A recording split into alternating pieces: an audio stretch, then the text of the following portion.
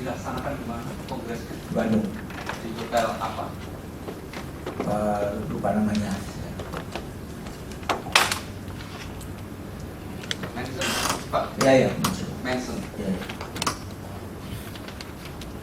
Selain dari tim sukses, apakah ada panitia tersendiri dari kongres itu? Panitia kongres? Iya. Oh, sudah barang tentu. Ya. Panitia kongres ya. Bapak bisa menjelaskan kepanitiaan kongres itu yang utama saja? Panitia saya nggak begitu hafal ya. Yang saya tahu ketuanya muda, Didik ya. Didik Mukrianto karena sebagai ketuanya. Ya. Saya dengan ketua umum itu mayungi aja, teknis-teknis saya tidak mengikuti. Juga orangnya siapa-siapa saya nggak begitu apa. Selanjutnya, kalau terhadap DPC yang mendukung terdakwa, apakah dikelompokkan? Saya tidak tahu. Tidak tahu. Saya tidak tahu. Tidak tahu ya. Saya tidak tahu.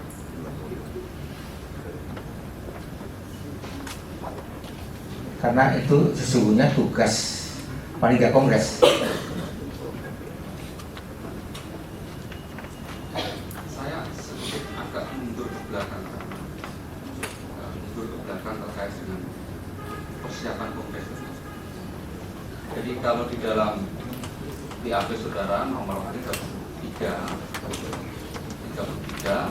atas pertanyaan penyidik agar saudara jelaskan persiapan dan pelaksanaan kongres Partai Demokrat di Bandung.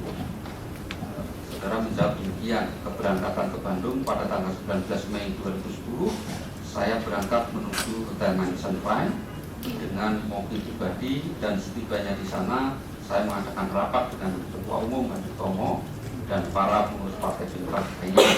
Materi yang dibahas adalah mengenai gambaran umum pasca Kongres Demokrat dan terkait penolakan Ketua Umum atas keikutsertaan Saudara Marzuki Ali dalam pencalonan Ketua Umum pada Kongres Demokrat di Bandung.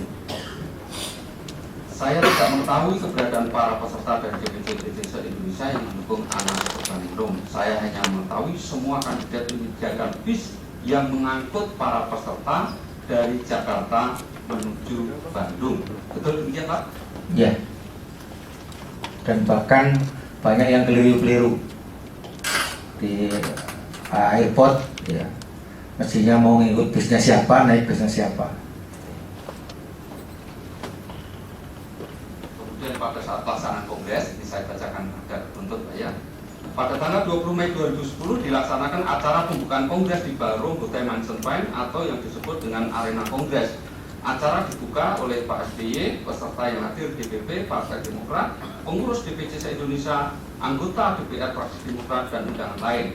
Pada tanggal 21 Mei 2010 kegiatan dilanjutkan dengan sidang komisi yang membahas tentang tata tertib kongres, program anggaran dasar, dan pernyataan politik. Pada tanggal 22 Mei 2010 dilaksanakan penyampaian visi misi para kandidat calon ketua Partai Demokrat yang dilanjutkan dengan pemilihan putaran pertama. Namun sebelum pemilihan dilaksanakan, Pak SBY memberikan arahan yang intinya berisi pilihan dengan hati nurani, pilih dengan hati nurani, jangan ada monpolitik dalam kongres.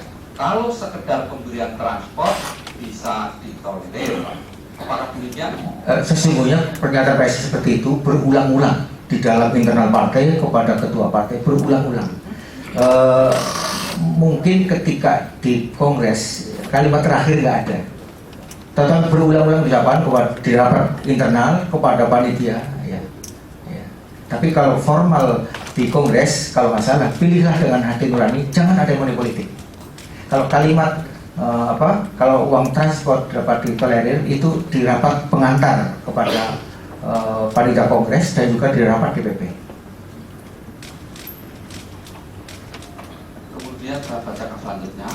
Pemilik hak suara adalah Ketua Umum dan para Ketua DPC se-Indonesia yang berjumlah sebanyak sekitar 538 DPC peserta pemilihan yang memiliki hak suara, dan seluruh pengurus DPP Partai Demokrat termasuk saya hadir dalam acara Arena Kongres.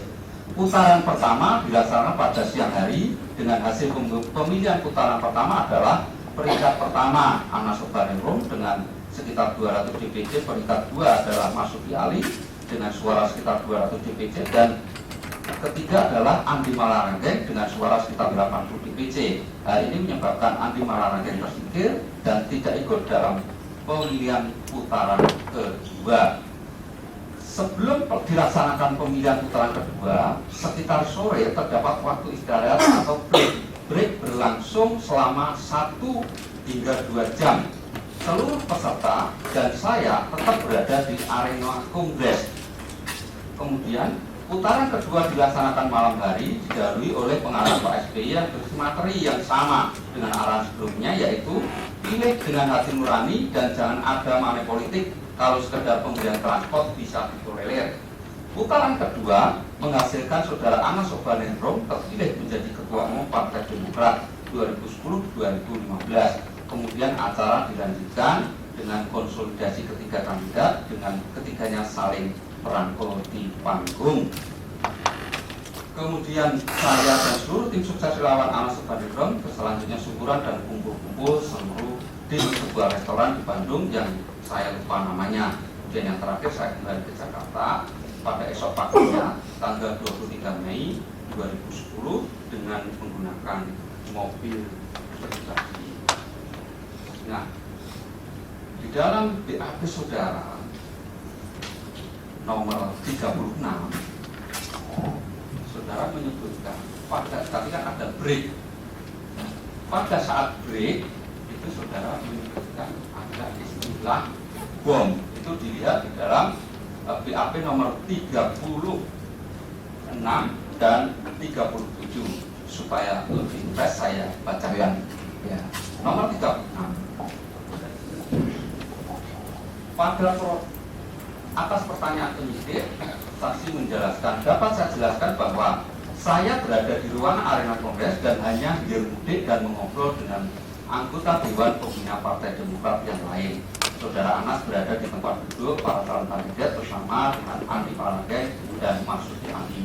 3 bulan setelah kongres, saya pernah mendengar dari beberapa orang pengurus Partai Demokrat, tim sukses relawan Anas, yang saya tidak ingat bahwa pada saat break sebelum pemilihan putaran kedua pernah terjadi pemberian uang atau yang disebut dengan pemberian bom kepada para ketua DPC melalui koordinator wilayah agar memilih kandidat tertentu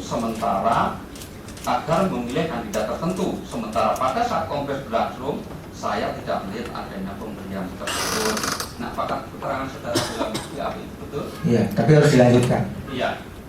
Kemudian di dalam BAP saudara nomor 37 saudara menjawab pertanyaan penyidik demikian. Dapat saya jelaskan bahwa pemberian bom kepada koordinator wilayah pada saat break sebelum pemilihan ketua umum putaran kedua maksudnya adalah pemberian uang dalam jumlah besar untuk mempengaruhi pemilik suara, yaitu para ketua DPC melalui koordinator wilayah untuk disampaikan kepada ketua DPC, terutama ketua-ketua DPC yang sebelumnya memilih Andi Malarangeng yang pada putaran pertama telah tersisih. B. Pihak yang pertama kali memberikan bom atau uang kepada para ketua DPC adalah pihak tim sukses Mas Sudi Ali kepada para pendukung Andi Malarangeng. Kemudian untuk mengimbangi pemberian bom atau uang tersebut, maka tim sukses relawan Anas Urbaningrum juga melakukan pemberian bom atau uang kepada salah seorang koordinator wilayah atau ketua DPD. Tapi saya tidak mengetahui siapa orang dimaksud. C. Yang menerima pemberian bom atau uang adalah seorang koordinator wilayah atau seorang ketua DPD. Namun saya tidak mengetahui siapa orangnya. Uang tersebut juga tidak disampaikan kepada ketua DPD wilayah koordinator tersebut, namun dipegang oleh koordinator atau ketua DPD yang dimaksud. D. Saya tidak mengetahui siapa yang memerintahkan pemberian bom atau uang dari tim sukses relawan Anas Urbaningrum. E. Alasan tim sukses relawan Anas Urbaningrum memberikan bom kepada para ketua DPC melalui koordinator wilayah pada saat break pemilihan putaran kedua kongres adalah untuk Mencegah adanya money politik maksudnya adalah dengan adanya keseimbangan kekuatan bom atau uang yang diberikan kepada koordinator wilayah, maka money politik tidak berlangsung dan tidak ada pengaruh untuk memihak kepada kandidat tertentu, sehingga para ketua DPC bisa lebih netral dalam memilih kandidat ketua umum Partai Demokrat.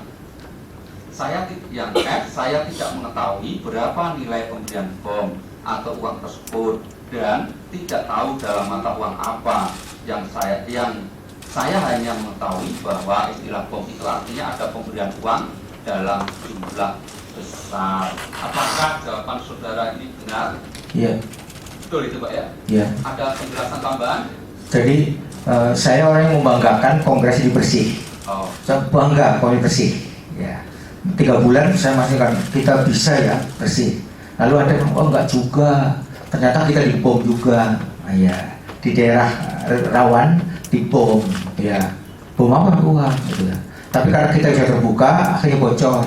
Makanya itu bocor, katanya ya udah ditimpa dengan bom juga. Ya. Nah akhirnya uang ini bawa pulang, jangan dibagi. Nah, dengan demikian maka selamat, tidak ada money politik. Yang menikmati hanya 1 orang. Jadi itu bukan beberapa, hanya 1 daerah rawan. Itu pun saya mendengar cerita dari salah seorang Pak Ditya yang saya sudah lupa siapa namanya. Itu.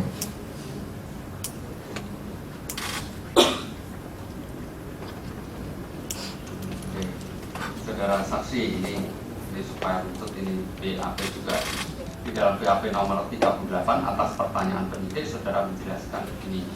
Pak SBY selalu menyampaikan kepada kami dalam berbagai kesempatan jangan ada money politik. Kalau sekedar uang transport bisa ditolerir. Pernyataan SBY tersebut disampaikan dalam rapat-rapat Partai Demokrat dan arahan dan Kongres. Pernyataan Pak SBY didengar oleh semua pengurus DPP Partai Demokrat, tim sukses, relawan setiap kandidat dan ketiga kandidat calon ketua umum. Atas arahan dari Pak SBY tersebut, kami menginterpretasikan bahwa pemberian uang transport dan akomodasi kepada pihak DPC adalah bisa ditolerir. Nilai yang bisa ditolerir adalah yang sesuai dengan penghitungan nilai transport menurut pendapat kami, yaitu sekitar 1 juta sampai dengan 5 juta.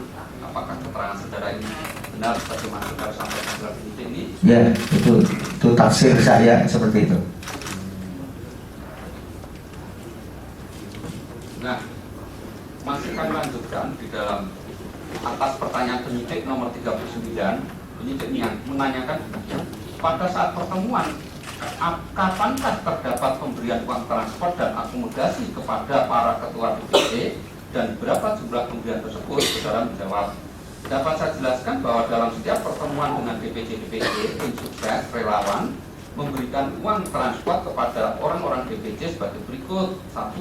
Pertemuan yang dilakukan oleh tim sukses relawan Anas Urbaningrum atau koordinator wilayah dengan para ketua DPC sebelum acara deklarasi dan kongres Partai Demokrat. 2. Pertemuan dengan para ketua DPC pendukung Anas Urbaningrum sebelum acara deklarasi. 3. Pada saat acara deklarasi Anas Urbaningrum tanggal 15 April 2010 di Hotel Sultan. 4. Pada saat acara Kongres Partai Demokrat di Bandung, tiket atau transport diganti oleh panitia kongres. Besar nilai uang transport yang diberikan kepada para ketua DPC bervariasi sekitar 1 juta hingga 5 juta. Apakah penjelasan tambahan saudara itu betul? Iya, jadi yang di beberapa tempat adalah karena berganti-ganti. Satu forum kadang 20, kadang-kadang ada 30 orang, kadang-kadang 50 orang. Yang mau seperti itu. Ketika deklarasi hanya sekali.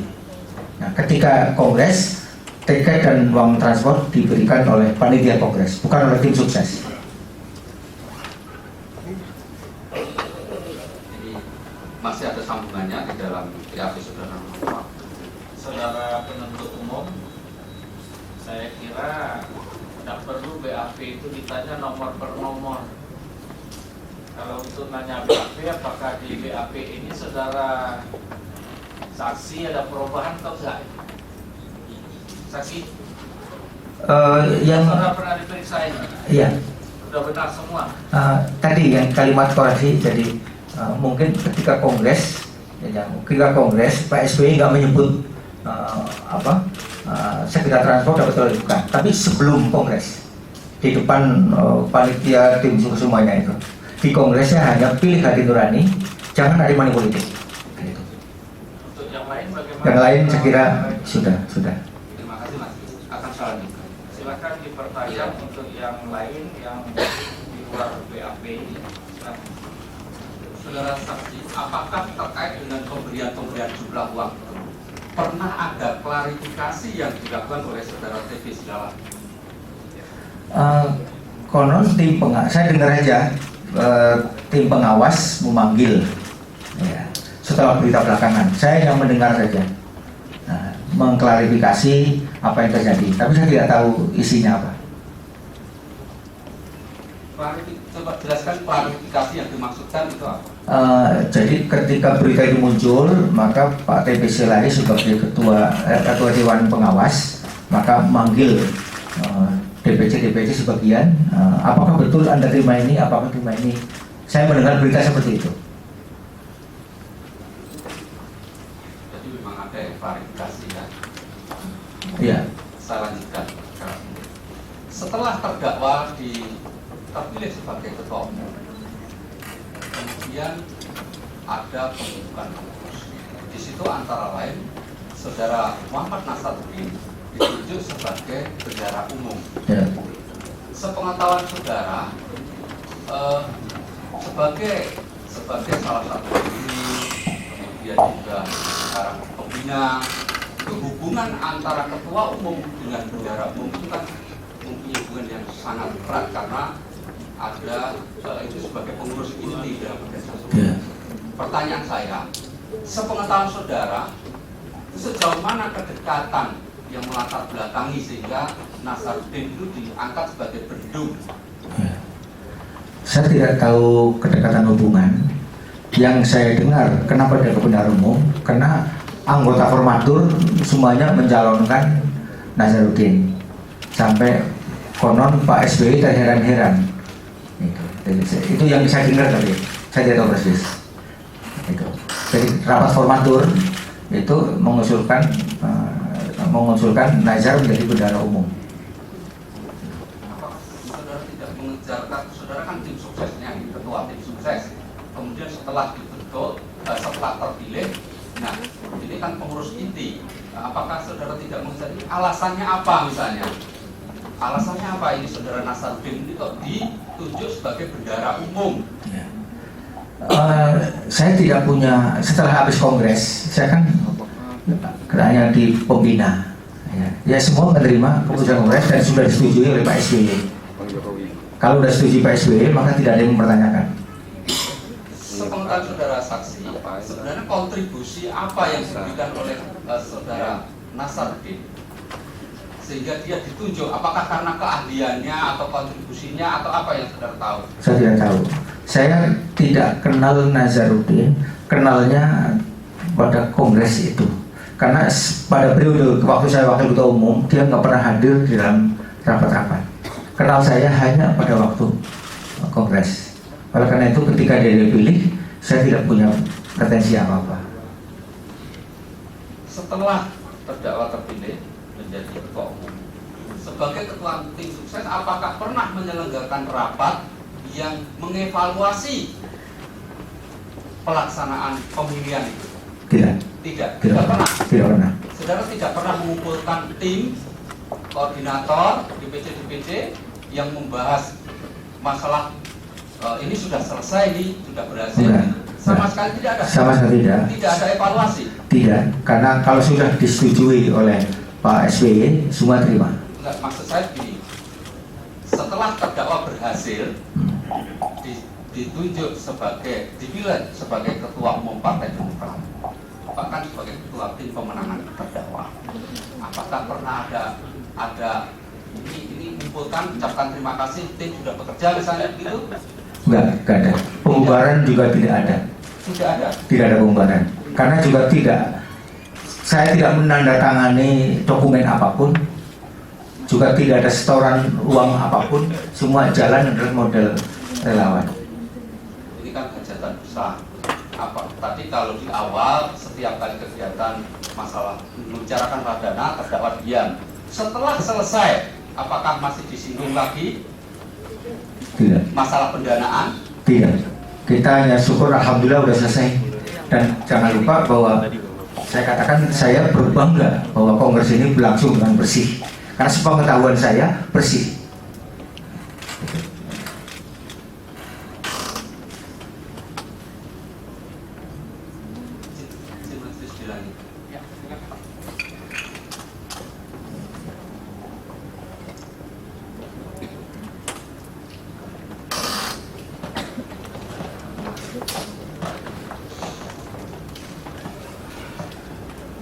Terima kasih, saudara saksi. Tadi saksi mengatakan bahwa terdakwa itu menjabat sebagai ketua fraksi Partai Demokrat. Ya. Oke.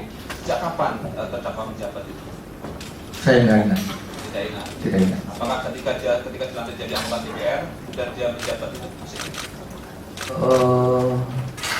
Saya nggak ingat. Tidak ingat. Oke. Terkait masalah kewenangan sebagai ketua fraksi, apakah saudara tahu? Nggak juga. Saya nggak mendalami itu. Tidak mendalami. Nggak mendalami. Apakah saudara pernah tahu atau mendengar bahwa terkait masalah pergantian antar waktu anggota DPR, kemudian penetapan posisi seseorang anggota DPR dari duduknya di komisi berapa, itu adalah bagian dari kewenangan yang dimiliki oleh ketua fraksi? Iya, oleh fraksi, tapi pasti itu ada persetujuan dari ketua umum. Ketua umum ya. Oke, minimal ada rekomendasi dari situ. Ya. Oke. Dan biasanya juga disampaikan juga kepada Pak SBY biasanya. Kemudian terkait tadi saudara mengatakan pada awal tahun 2010 itu kan ada rapat-rapat yang diselenggarakan oleh tim saudara. Kemudian ketika ada tim dari Pak Marzuki dan Pak Andi Marangeng dan saudara pindah, apakah pertemuan itu dilakukan di Hotel Niko kemudian pindah ke tempat yang lain? Iya. Yang akhirnya tadi saudara katakan pindah ke Senayan CT. Saya itu hanya tinggal 7 orang. Tinggal apa? Tinggal 7 orang. 7 orang. Ya. Oke. Senayan CT, saudara masih ingat di lantai berapa? Atau kamar nomor? Kayak ingat, bukan di kamar, di restoran. Di restoran. Ya. Restoran itu kira-kira di lantai berapa? Saudara masih ingat? Mungkin 2, 3 atau 4 nggak ingat saya. Oke, ini kalau keterangan saudara ya, sama dengan poin nomor 11 bahwa pada poin yang ketiga, pada sekitar awal tahun 2010, pada bulan Maret April 2010, seingat saya terdapat 3 kali pelaksanaan pertemuan atau rapat tim ses dan relawan di apartemen Senayan CT lantai 7 yang biasanya dihadiri oleh Anas, saya, Pak Mustafa, Umar Asal, Vito Medlena, Subewa, Nirwan Amir, Pak Iman, Pasha Najarudin, Joni Allen, Yahya, Saja Waria, Rahmat, Staf Ali, Seranas, Yosef Thohir, Ma'ruf, pengurus DPP Partai Demokrat, dan Haji Masail. Betul di lantai 7? Sesungguhnya saya nggak hafal, tapi penyidik katakan ini kalau nggak saya ada, ini kalau nggak saya ada. Sesungguhnya saya nggak hafal siapa saja. Tidak apa, tapi Ya, sehingga ada nama-nama itu ya. Iya. Ya. Di lantai 7, ingat kembali lantai 7 ya. Tadi mengatakan Senayan City, bukan SCB 2, Senayan City. Iya, iya. Iya, iya. Ini kan lantai 7. Ya. Tadi sudah mengatakan ruang makan ya. Oh, dia mau makan di SCJB. SCBD. Ya, kalau di situ betul di ruang rapat. Ruang rapat atau ruangan ya. Ruangan yang muat bisa 12-15 orang muat. 12-19 orang muat. Iya. Ketika saudara mengatakan rapat di lantai itu tadi, itu kan kamar ya di situ ya. Saya nggak tahu persis karena saya langsung masuk ke ruang rapat. Ketika saudara sebagai ketua tim relawan, ketika mengadakan kegiatan yang ada di situ, apakah saudara melaporkan kepada pihak apartemen? Ini apartemen ini? Oh enggak, saya hanya datang saja tempatnya di situ. Datang saja. Saya tidak tadi yang ngurus tuh relawan masing-masing sikap gitu. Jadi tidak ada dokumen tertulis apa ini apa, tidak ada. Tidak ada izin segala macam. Jadi karena pengalaman sudah rapat itu pindah-pindah. Jadi oh ya udah sana gitu ya. Jadi itu bukan Itu ruang rapat kecil yang muat sekitar 12 orang. Pada setiap kali rapat ini kan saudara mengatakan 3 kali 4 kali. Apakah saudara Anas juga diam saja selama 3 kali rapat itu terkait masalah pendanaan? Seingat saya Anas tidak pernah bicara dana. Yang ngomong adalah tim ini. Tim. Terkait masalah tim, tadi saudara sudah sebutkan ada beberapa nama, tapi ada yang belum saudara sebutkan. Seperti Johnny Allen Marbun, termasuk dari tim relawan itu. Ada. Oke. Kemudian Susan Batugana. Mungkin juga. Oke. Karena hadirnya belum tentu hadirnya kompak, belum tentu. Jadi makanya saya di sini siapa saja, saya nggak apa. Oke. Ini saya bacakan mungkin Ya. sampai ingat kembali ya. Ya. Ada Ruth Sitompul. Ruth Sitompul apa ikut duduk atau hanya lewat saya agak lupa ingat. Kemudian ada Angelina Sonda. Iya. Ada Dipase. Iya. Yang lain sudah disebutkan semua. Iya. Kemudian terkait masalah pendanaan ya, pendanaan. Apakah saudara pernah dengar bahwa pendanaan ini sebagian besar itu disiapkan oleh saudara Nazarudin? Enggak dengar. Yang saya dengar Anas pernah cerita ke saya mengatakan ini Nazar ini nakal nih, dia kayaknya lebih banyak dapat keuntungan sendiri daripada yang untuk membiayai kongres. Itu pernah Anas curhat pada saya seperti itu. Jadi Anas tahu ya mengenai sumber-sumber dana itu kalau seperti itu. Ya saya tidak tahu, dia curhat bahwa ini Nazar nakal nih, dia dapat uang lebih banyak untuk sendiri daripada untuk kongres. Itu. Nazarudin dapat uang dari mana? Saya tidak tahu. Tidak tahu. Tidak tahu. Ini saya bacakan ya, keterangan saudara ya, Ya. BAP nomor 22 dan Ya. nomor 23 ini nyambung ini.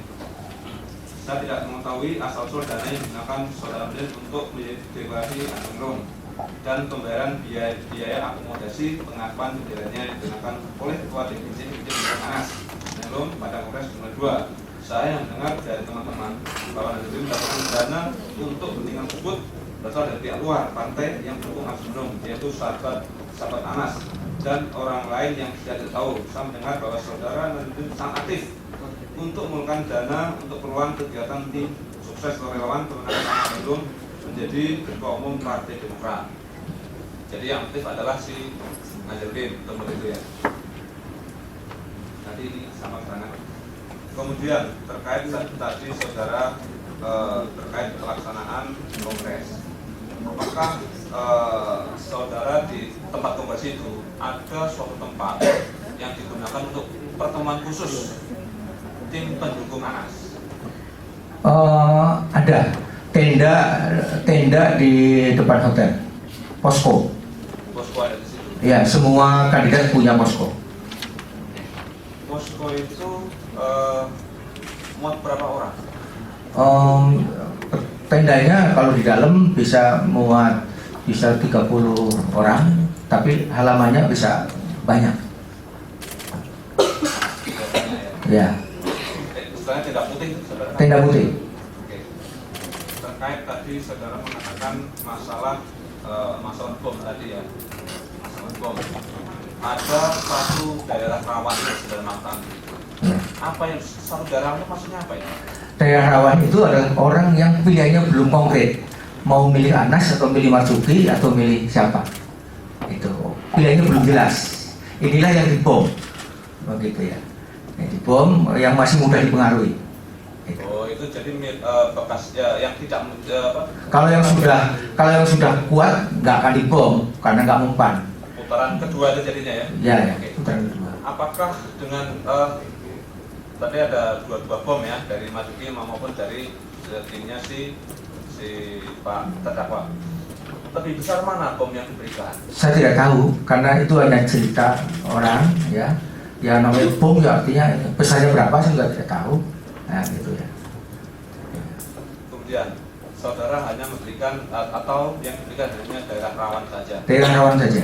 Apakah tidak menimbulkan kecurigaan kenapa yang diberi daerah rawat saja? Bagaimana dengan pendukung-pendukung Anas yang sebelumnya yang katakan 200 orang? Oh. Apakah tidak menunjukkan keirian? Ini yang kok kenapa yang diberi bom cuma yang baru-baru saja, sementara yang dari awal sudah loyal dari awal tidak diberikan? Justru yang sudah loyal sudah tidak perlu bom. Yang dibom itu karena supaya goyang, nah itu supaya goyang, itu ya.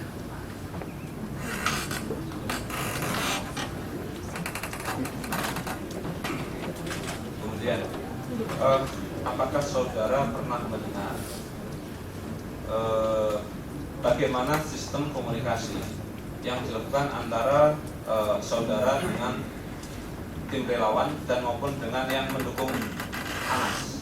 Komunikasi maksudnya? Komunikasi berhubungan, apakah melalui HP atau melalui? Oh enggak, di rapat-rapat aja. Di rapat aja. Ya kita kayak orang bermain, kayak orang balapan, kayak orang apa gitu. Jadi jarang, nggak ada SMS-an. SMS-nya kalau rapat pindah itu aja. Nah, karena kita tidak, yang diorganisir itu adalah hati orang banyak, nah, gitu ya. Ketika memberitahukan tempat rapat pindah, itu kan banyak anggota, tadi saudara mengatakan ada 200 ya, 200 orang. Kemudian ada pendukung yang baru, di mana pendukung baru tadi yang saudara bom, yang dibom tadi, itu kan banyak orang. Apakah secara lisan saja atau? Enggak, bom itu kita tidak tahu. Saya mendengar cerita, ya. Saya bangga kongres kita bersih, ya, luar biasa gitu ya. Oh enggak juga, kita dibom. Nah itu hanya cerita. Nah, gitu. Itu yang 3 bulan kemudian ya. Ya. Kemudian kalau komunikasi yang 200 orang itu bagaimana? 200 orang kan biasanya gini, koordinator dengan DPD-nya, dari pusat dengan DPD. DPD-nya itulah yang membina wilayahnya. Nah, maka nanti satu wilayah pun ada yang kompak, ada juga yang terpecah. Karena kandidat lain juga berusaha mempengaruhi. Apakah saudara pernah mendengar adanya pemberian BlackBerry? Enggak, saya tidak mendengar. Tidak mendengar. Sampai sekarang saudara tidak mendengar? Oh, mendengarnya dari koran. Saya mendengarnya di Sumba Kongres ada model seperti itu.